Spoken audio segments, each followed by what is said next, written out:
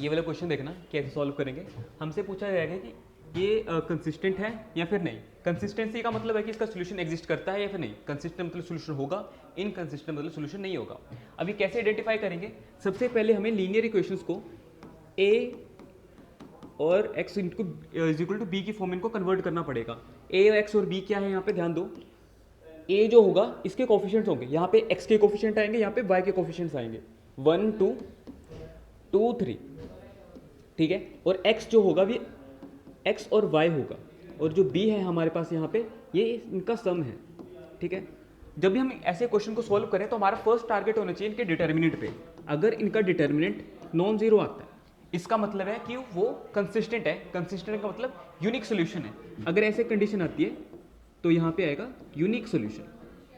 Clear है? अगर मान लो डिटर्मिनेंट जीरो आ जाता है, अगर जिस मैट्रिक्स का डिटरमिनेंट जीरो हो उस मैट्रिक्स को हम क्या बोलते हैं? नॉन सिंगुलर, ठीक है। और डिटरमिनेंट जीरो हो तो सिंगुलर। सिंगुलर का मतलब इसका इनवर्स जो होगा वो एग्जिस्ट ही नहीं करेगा। अगर इनवर्स एग्जिस्ट नहीं कर रहा है तो इसके बाद हमें ये देखना होता है कि अगर डिटरमिनेंट जीरो आ गया तो फिर हम ये निकालते हैं एडजॉइंट ऑफ ए और बी।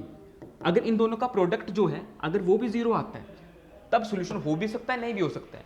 अगर बाई चांस इसका प्रोडक्ट है नॉन जीरो आ गया तब उसका नो सोल्यूशन होता है, ठीक है। तो ये सारे हमें स्टेप चेक करने।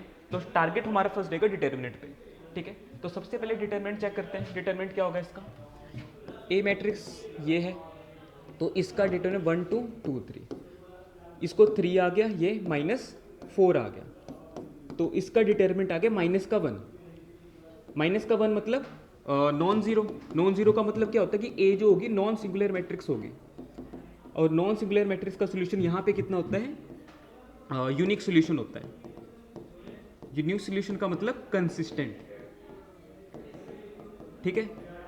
सेकंड चेक करते हैं। सेकंड भी हमारा टारगेट किस में रहेगा? मैट्रिक्स में। A X is equal to B की फॉर्म में से कन्वर्ट करते हैं। ए मैट्रिक्स आ जाएगी 2 1 -1 1, ठीक है। एक्स आ जाएगा एक्स वाई, और ये आ जाएगा 5 4। क्लियर है? अब ए का सबसे पहले डिटर्मिनेंट निकाल के देखो। 2 -1 1 और 1, ये आएगा 2, बीच में फॉर्मूला का माइनस, और ये -1, तो 2 + 1 तो हो गया 3। ये भी नॉन जीरो है, इसका मतलब है नॉन सिंगुलर मैट्रिक्स है। अगर नॉन सिंगुलर मैट्रिक्स है तो सॉल्यूशन क्या होगा? कंसिस्टेंस होगा। कंसिस्टेंस मतलब यूनिक सॉल्यूशन, है ना। Unique solution. अब यहाँ पे देखते हैं इसका डिटर्मिनेंट क्या होगा? 1 2 3 6, और ये आएगा एक्स वाई, और ये इज इक्वल टू आएगा 5 और 8, ठीक है। अब इसका डिटर्मिनेंट अगर मैं यहाँ से निकाल के देखूँ, ए की वैल्यू क्या आएगी यहाँ पे?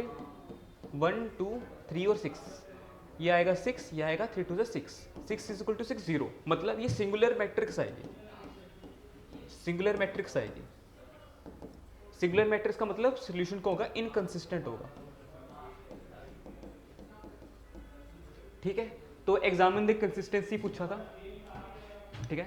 यहीं पे खत्म हो गया, ठीक है। बस यही क्वेश्चन था, ज़्यादा कुछ नहीं था इसमें।